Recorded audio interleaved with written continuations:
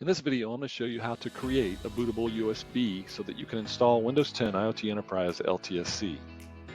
You can pause this video if needed, as we're going to go through the following steps fairly quickly. First, you're going to download the full ISO from ESOC or Arrow.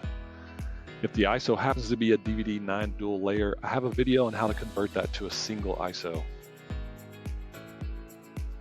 Third, you're going to mount the ISO as a drive on your computer, and then insert the USB flash drive, making sure it's a minimum of 8 gig in size. Take note of the drive letters for the mounted ISO and the USB. And then start a command prompt as an administrator and enter the following commands.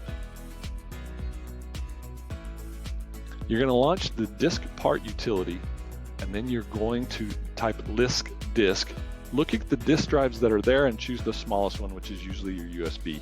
Select disk 1 in this case, clean, which wipes the USB clean of all partitions.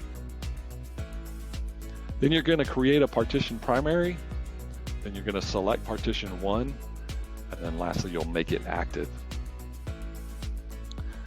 From there, you're going to format with the NTFS quick command, which should format it fairly quickly.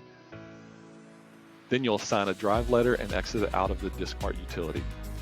Make note of the mounted drive versus the USB. In this case, go to your mounted drive, change to the boot directory, and run the bootset command, which will make the USB bootable.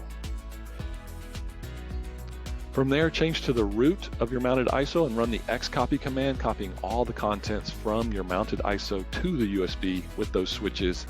And from there, you can remove the USB and use it to boot and install Windows 10. Great job.